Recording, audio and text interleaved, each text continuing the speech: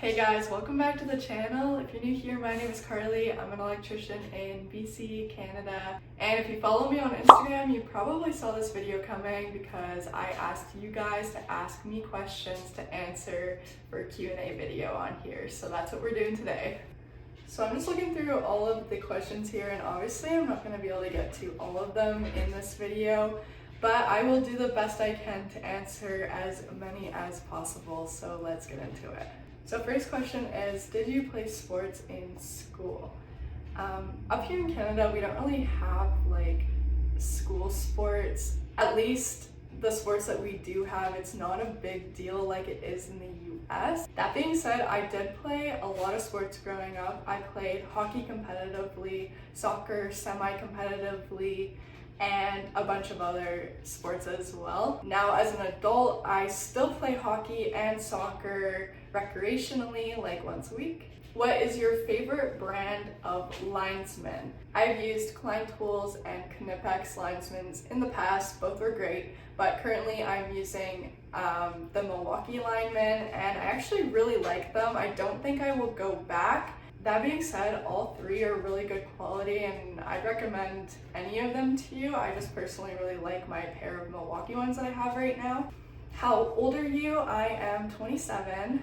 Tips for staying warm. I saw a lot of questions on here for warmth, and I feel like I have finally figured it out. The number one thing I'd recommend is to get a good pair of wool socks. And then also don't layer your socks, just wear one pair because you want that room in your boots to create friction, which will help you keep you warm. If you work in the cold, you would know that it's quite common to get like cold sweats, which cause your socks to be damp. So I bring multiple pairs of socks to work and I usually swap out my pair at lunch, and that seems to do the trick. Because of the price, I waited many years to get a pair of insulated overalls. Don't be like me. Spend the money, buy a pair of insulated overalls, and it will change your life. Other than that, wear your long johns, wear your toques, wear your scarves, and get a good pair of gloves that you can work in. What are the tags you use to label the wires inside the panel? It's so neat and tidy. Thank you so much. I used to use like Lumex jacket to label the wires in my panel, but I've recently started using this Brother label maker that has two labels. I cannot remember the exact make of the label maker, so I'll post it right here for you guys. And yeah, this is what it looks like inside of the panel, which I think it looks really neat. Inside it takes a little bit more time, so only if you have the time to do it. Why install Seamans? I am a die-hard Seamans fan. I have always used Seamans panels. I like that their arc fault breakers are the same size as the rest of the breakers. I like that there's a lot of room in the panels. I like that the knockouts are a little bit further back so you can use the front knockouts when there is drywall. Yeah, you just can't really go wrong with Seamans. A lot of people complain that the breakers trip. There was a phase of time that the Seamans breakers did trip more frequently, but about a year and a half or almost 2 years ago, Seamans announced that they had resolved this issue, and ever since then I've had no problems with their arc fault breakers. How old are you now from when you started? So I started my apprenticeship at 19 and I am 27, so 8 years. Does being an electrician come easy when you have ADHD? I wouldn't necessarily say that having ADHD will make your life easier because it won't. I have ADHD and honestly it's a daily struggle. There's a lot of strategies that I have put in place in my life to help with ADHD, but I would say that there are careers out there that favor people with ADHD more so than other careers, which is why you very often see a lot of people with ADHD in the trades. Do you have Botox? No, I do not have any Botox or any work done at all. Not that I'm against people that get Botox. Personally, I would rather get a new Milwaukee tool than spend so much money on Botox. It is very pricey and I just can't justify it. What is your favorite weird food combo? I actually have a weird food combo. That's why I chose to answer this question. So I made this up myself, so no judgment, but I really like toast with peanut butter and plain chicken on top. Whenever I tell people to try it, they won't, so fair enough. But if you want to try it out, comment down below what you think, because I'm curious if anyone else would like it besides me. What is my favorite and least favorite part about my job? My favorite part about being an electrician would be working with my hands, the fact that every day is somewhat different, and the independence. And my least favorite part about my job would be working outside in the wintertime. What is the best tool bag or pack out for an apprentice? I would highly recommend Vito Pro Pack for tool bags. They're just quality bags. I've owned and used 3 Vito bags and I've loved all 3 of them.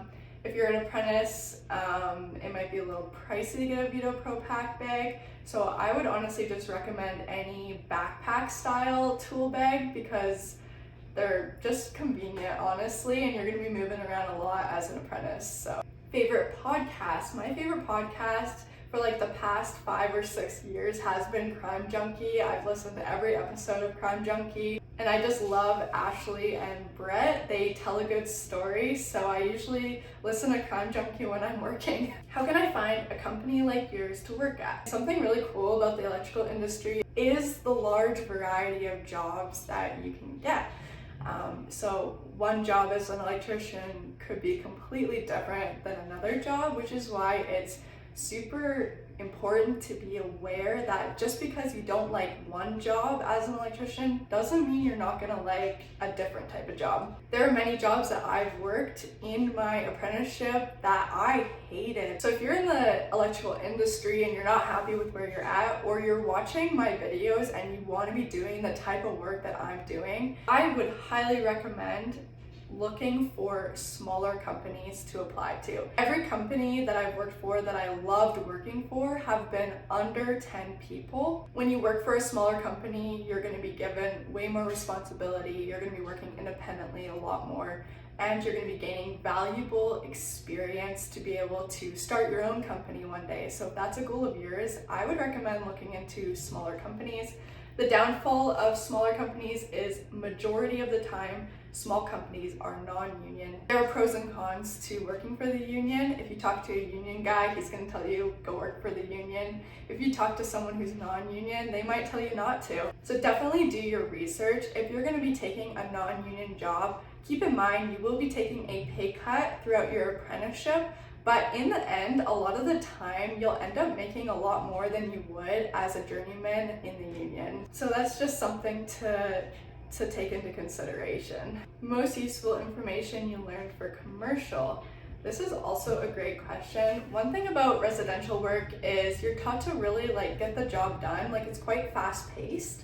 One thing I've really learned while working commercial jobs is to slow down and take my time and make sure that everything is done properly, because a mistake in residential can be fixed usually pretty easily, but a mistake in commercial can lead to fires, it can lead to equipment being destroyed, it can lead to so many terrible things. So definitely if you're running commercial jobs, slow down, take an extra day to make sure everything is done properly, and just be a little bit more cautious. That's kind of what I've taken from it. To become an electrician technician, was school easy for you? No, school was not easy for me. In fact, I would say it was very hard for me. When I was in 8th grade, I suffered from a TBI and was out on bed rest for 6 months. And ever since then, I've really struggled with school. I struggled all through high school, I barely graduated, and then I decided to become an electrician and I struggled through electrical school. That being said, I don't think the electrical schooling in Canada is the be-all end-all. If you can learn by doing on the job, you will be just fine, I promise. So if you're struggling with the electrical schooling, just keep in mind it's a short period of time. You can get through it. If you have to retake a year, you gotta retake a year. It's not the end of the world. And in the end, you're gonna be so proud of yourself that you got through the schooling and you didn't settle for less. And I'll tell you something, if I was hiring an apprentice to come and work with me, I would 100% choose the apprentice that had to retake every year and did that over someone that just found it easy. Your hard work will be valued, and if you're that hard of a worker at something you hate doing, I know for a fact you're gonna be a hard worker in the field. Are you an engineer or a technician? A lot of people often get electricians and electrical engineers mixed up. We're completely different things. An electrician is a technician who installs and maintains electrical equipment in the field. An electrical engineer does electrical drawings incorrectly, designs products they've never installed, and yeah, I'm actually not really sure what you guys do, but I'm sure you do something. Good composite work boots. Hands down, my all-time favorite work boots are my Blundstones work boots. This is not sponsored. I have emailed Blundstones many times for a sponsorship. My last pair lasted me 5 years. I just got a new pair. It's probably gonna last me another 5. The money's worth it. Go get yourself a pair of slip-on Blundstones. How do you handle the negative comments about women in trades? So kind of ironic, although I have a social media presence, I actually don't really use social media. Like, I never scroll on social media. I hardly ever read the comments. So how do I handle them? I don't even think about them. I truly believe that hurt people go out of their way to hurt people. You have serious problems if that's what you're doing in your spare time. And I honestly just feel kind of sorry for people like that. Sorry your life sucks. Have you fallen through a ceiling? I've been working for a year and have fallen through 3 jobs. No, can't say I ever have. My question to you would be, how does that happen? Worst you've been shocked. The worst shock I have ever gotten is from a 240 volt 50 amp range plug. And I don't remember which wires I grabbed. I think I was like a second year, but I remember grabbing it with both of my hands so the shock went through my arms. And I'm not gonna lie, it was awful. I've been experiencing phantom shock ever since. What drives you? I feel like I'm a very driven person, and the reason I'm driven is because I truly believe that I am capable of doing anything that I set my mind to. There's so many things I am going to accomplish. It's not a what if. I will accomplish things that I have set out for myself, and I am just so excited for my future, honestly. Alright, that is all I have time for today. Thank you guys so much for watching this video. If you haven't subscribed to my YouTube channel already, please be sure to do so. My New Year's resolution is to be more active on here, so you're going to see a ton more content from me in 2025.